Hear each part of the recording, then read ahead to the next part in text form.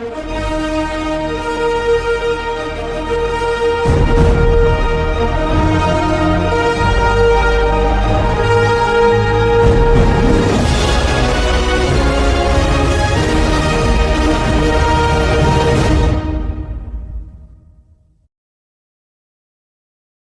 warahmatullahi wabarakatuh.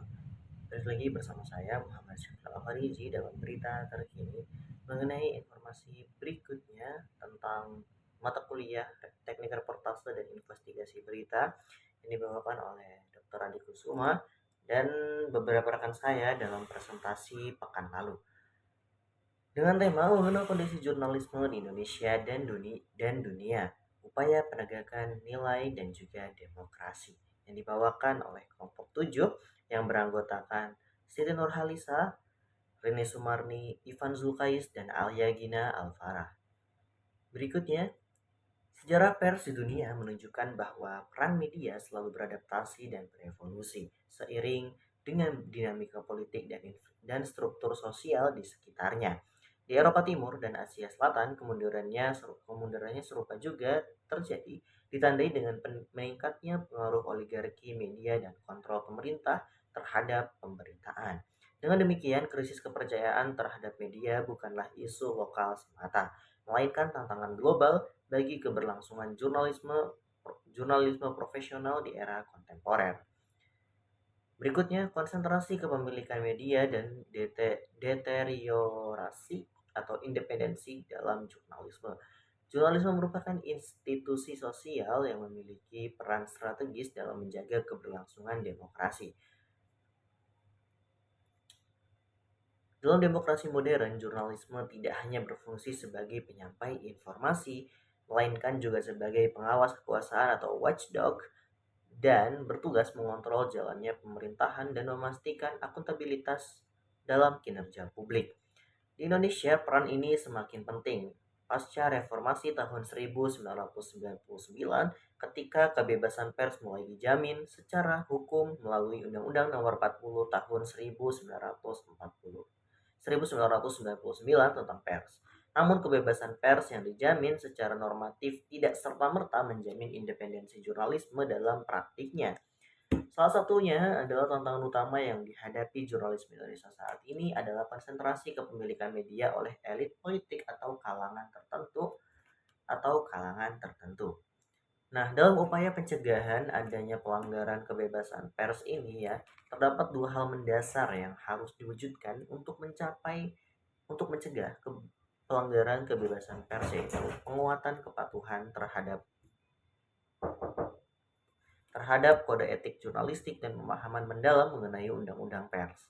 Penguatan kepatuhan terhadap kode etik jurnalistik adalah fondasi krusial dalam setiap pelaksanaan investigasi berita yang bertanggung jawab. Pemahaman mendalam tentang undang-undang pers, khususnya UU Nomor 40 Tahun 1999 bukan hanya sekedar tameng bagi jurnalis, melainkan sebuah kompas etis dalam menjalankan investigasi berita. Landasan hukum ini menegaskan bahwa investigasi untuk pemberitaan yang memenuhi kepentingan publik adalah bagian dari hak asasi manusia itu sendiri dan untuk mencari serta menyampaikan informasi. Lalu apa saja faktor penyebab lemahnya standar etika jurnalistik di era reformasi digital saat ini?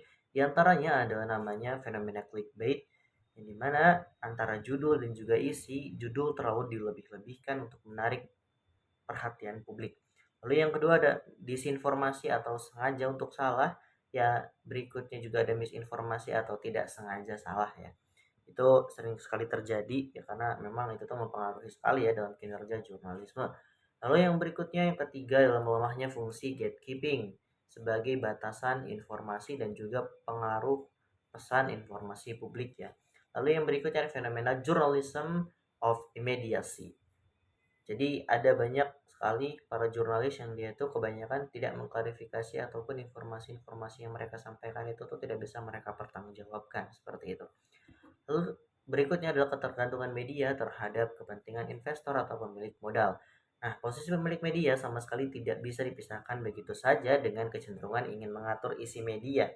Yang dimana hal tersebut sesuai dengan kajian Schumacher tahun 1996 yang memetakan pengaruh kebijakan pemilik terhadap isi media, yang dimana hubungannya antara isi media, khususnya pemberitaan, sangat berkaitan dengan awak media, jurnalis, editor, dan pemimpin redaksi. Nah, yang dimana tekanan media dari luar dan juga dengan ideologi media itu sendiri. Jadi ada tekanan-tekanan yang dari para investor itu tuh mempengaruhi eh, namanya independensi dalam media itu sendiri ya gitu.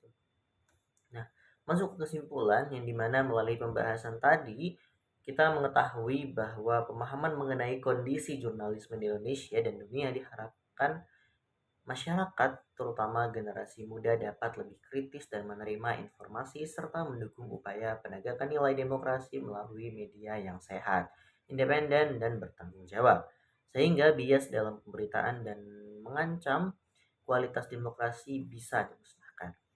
Itu saja yang dapat saya sampaikan dalam pertemuan kali ini. Terima kasih yang sudah menyimak. Kita bertemu lagi di pertemuan berikutnya. Wassalamualaikum warahmatullahi wabarakatuh. Audio Jungle.